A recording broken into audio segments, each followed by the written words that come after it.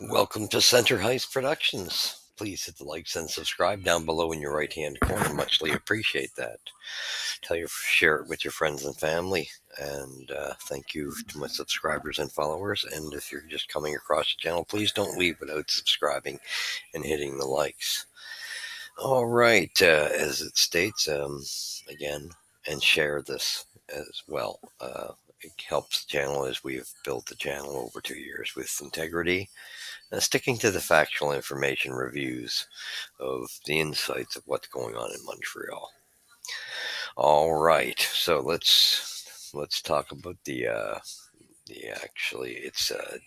February 8th, 2025. The game was at 2 o'clock this afternoon. We watched it, just finished not long ago, and it was a very painful game to watch.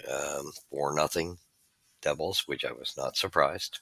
I mentioned that ahead, and I will say the same thing before tomorrow's game. Expect a loss if you're a Habs fan. This team is not playing in the right regard. Just really sad to see. I'm glad to see that Mayu's in the game now, that they're using him, getting him in the lineup. He didn't play too bad.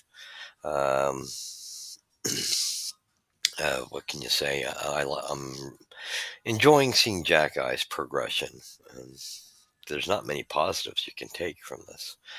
So you got to jump on what you can see. I see a little bit of maturity in his game, and he's getting more chances. Although they should give him more time, especially where Goulie's gone. There's no reason why not. Anyhow, definitely an interesting game. What can you say? Let's get to the stats and talk about it as we go. First period, 1 goal for Jersey, nothing for the Habs. Wasn't too bad of a period, but Jersey, you could tell, was just a bit ahead of us in winning puck battles and getting to the puck faster. And they made us pay for certain plays, leaving men unattended, and they fired them home. Like, you can't leave Bratt out in front, wide open in the slot, coming off the bench, and no one's there to take him. Just miscues again by the Habs in their defensive zone play, and this has been the continual problem. Second period, another goal added by the Devils. That still left the Habs within the game.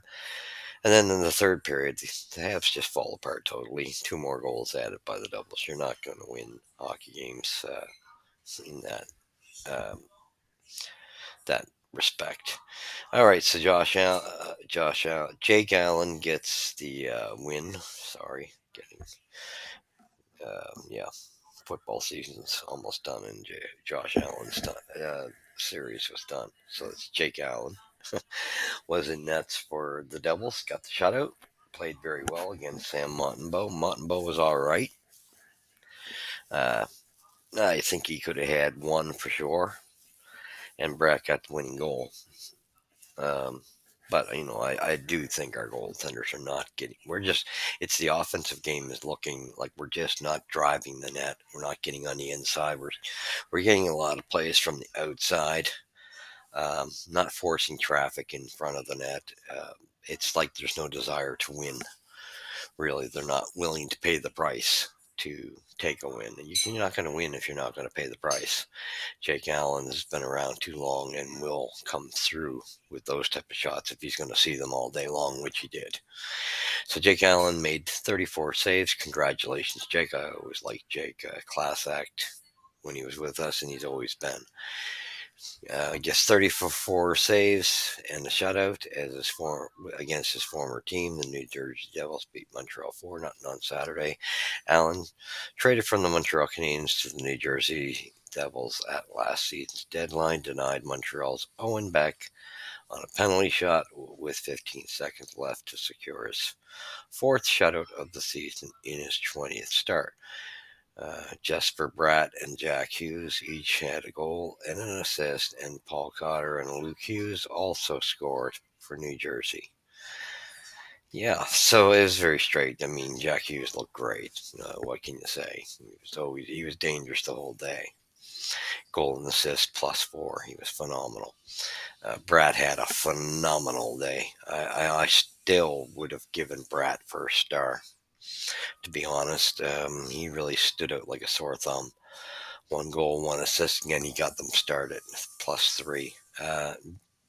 Jake Allen, third star, 34 saves. So then again, you could argue for him. So all three players, great picks, but I don't know how they pick their stars. I don't agree with them all the time in the orders. They pick them sometimes. Right three there, though. Okay, so first period summary. Brad gets a goal assisted by Thomas Tatar and Dougie Hamilton at 13:43. And that was, like I said, a shot out from behind the net to the slot. And nobody covering the slot, and boom, Brad's going to put it away every time. And he did. Second period, Paul Cotter assisted by Brad, and he used at 12:44 in the second period. Sad. 153, Jack Hughes, assisted by Pesci, gets his 24.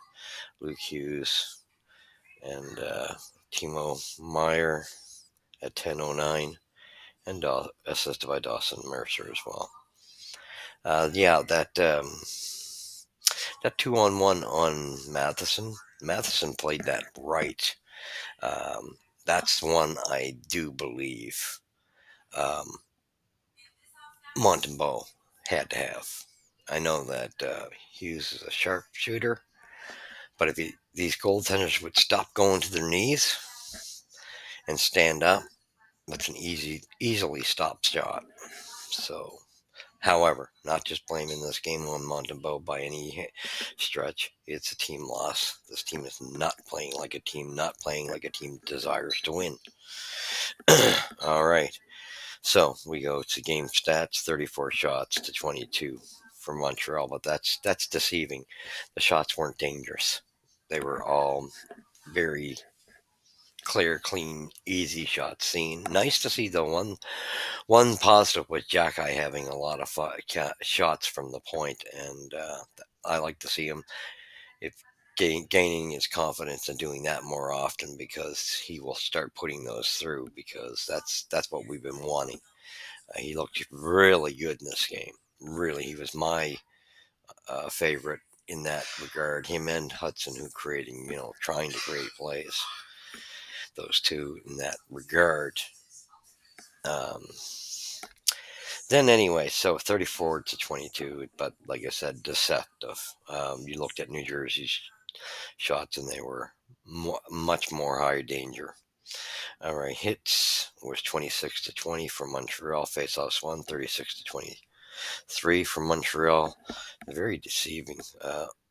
Power play, no goals on the power plays. 0 for 2 for both teams. Penalty minutes 4 apiece. Giveaways 18 to 12 for the Devils. Takeaways 6 to 4 for the Devils. Block shots 14 to 12 for the Devils. Yeah. Tell you right now, this game just highlighted just how much Montreal misses Kovacevic. And I think that trade was premature, and I think he's exactly what we need on the right side right now. I think this was one of the trades that was not, it was done just too soon. Maybe if you're thinking about it, you do it a year or two later. Um, he's exactly what they need. And you look at how, yeah, he took a couple penalties for the Devils, but you look at how key and crucial he is for the Devils in shutting down. He does a great job. The only positives I seen from Montreal was, truthfully, was Josh Anderson played a strong game. Gallagher played a strong game. Yeah, I'm talking about forwards here. And of course, the biggest threat, Evans and Armia, who were the biggest threats. But Josh was right there too.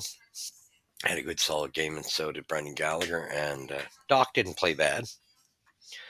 Um, just not enough of. And Lane, yeah, he was barely used. He played a little better in the defensive zone. He just didn't play well in the offensive zone. oddly enough. But the effort level, and I'm so sick and tired of watching Slavkovsky run around with that one hand on the stick. This guy's not going to win a damn battle, and he just doesn't seem to want to battle. I'm sorry, I don't know what. I'm trying to be on this kid's side, and I'm having a hard time right now with that because he's had to have been told about that. Move your feet, hit. He's a big man. Come on, guy, you got to hit. I don't know. I don't know. There's just a lot of work to do in Montreal. They got to definitely get some grit on this team. There's not enough spark plugs on this team. There was no drive. That way, you had the odd burst here and there, but nobody was in the same accord. This team just didn't seem to be on the same page. These blind passes, that's been going on. Again, all of this is the fall apart happened right in Toronto, with Toronto in town. That game, 7-3. They just fell apart after that. Everything has fallen apart. And I feel pretty damn bad that Dobish has got to face Tampa tomorrow, because I'm sorry to say there's no way we're winning that game. Not This team is not winning much. Thank God the Four Nations thing is coming up, because this team is, I'm just tired of hearing the excuses. I liked and people need to lay off. It's not Marty. Marty's doing a fine job. Um, Trust me, these players would be lost without him. And these players might want to watch it because maybe he gets fed up, uh, you know, and they need to start showing their, um, how do you put it, their favor for him, you know, going out on trying to win games for him, as he's backed them 100%. I just don't see that with this team, this group, and there's something going on there. I don't like it. Um, there's definitely a good future. We know Demonov will make a massive difference in this team next year. And like I say, I am glad to see them put Mayu in there. There's no reason why not now. It's time to get him used to it and see what's going to happen. I think you're in sell mode going into the trade deadline. There's no reason to sell off a few of these um, UFAs while you can. And I mean, for me, I told you the main two I'd keep is Evans and Armia. That's been a proven point, because that line four is been our best line and would be our best line. You know, it tailed off when Heineman left, but those two still have enough great chemistry and do such a great job penalty killing.